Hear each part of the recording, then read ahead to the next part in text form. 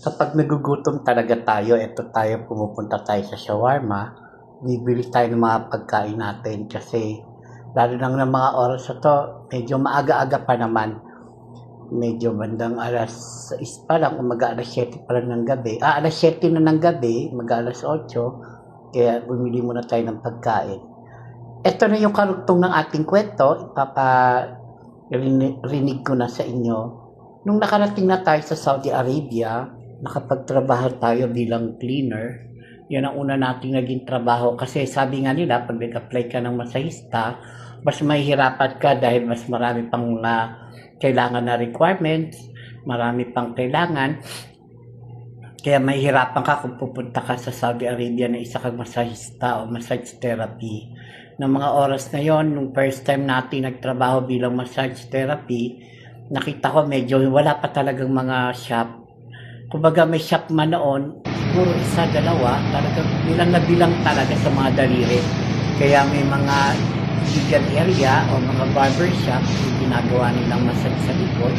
Patago lang yun, pero pag nahuli ka, bawal. Kaya ng mga panahon na yon, nung una tayong nagmasahe, nagkaroon tayo ng tip. Nagulat ako dahil inabutan agad ako ng 100 riyal. Yung mga panahon na yon, ang 100 riyal medyo mababa pa siya. Pero ngayon, ang 100 riyal is 1,500. Kaya malaking pera na rin yun. Nagsikap tayo, dalawa ang trabaho natin. Pumapasok tayo ng housekeeping sa umaga. Pagkatapos ating mag-housekeeping, nagmasahe tayo, nagpa-part-time muna tayo. Bali, ang part-time kasi namin noon, alas 4 ng ng hapon, hanggang alas 12 ng gabi.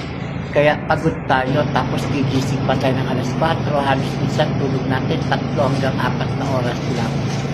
Yung iba nga nagtataka sa akin kasi mataba ako, tapos iniisip nila may sakit ako. Wala po, kasi medyo alaga tayo sa pagdating sa pagkain.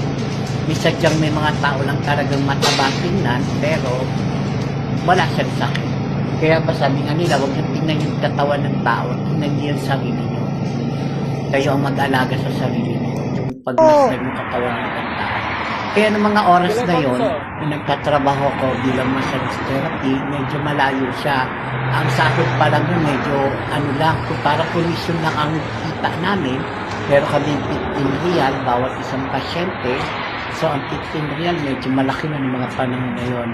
Tapos kung makaapat kami, 60 riyal ka, mas malaki pa kasi ang kinikita ng mga part-time kaysa sa mga nagtatrabaho talaga sa kumpanya.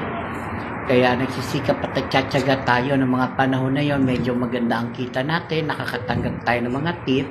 Dahil nauso na rin yung mga extra service noon, kaya yun ang iniiwasan at kinakatakutan natin.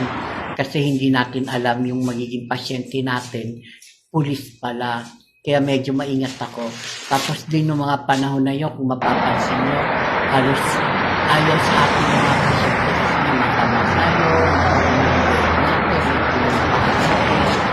talagang sa sobrang init kasi kahit anong liko at alaga mo, lalo na kapag hindi ka pasanay sa Saudi, nangingitim talaga yung bato at kumakami at paano kapag hindi ka maalis. Pero nakakaputi talaga dito kasi ang tubig dito is natural, walang halong chlorine.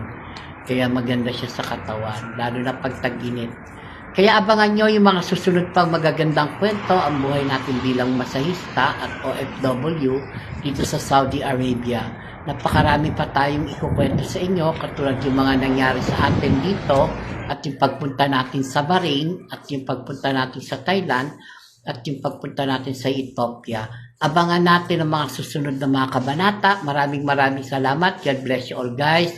Sa mga nagbibigay ng star sa akin, God bless you all. Naway pagpalain kayo ng Diyos. Salamat. Bye.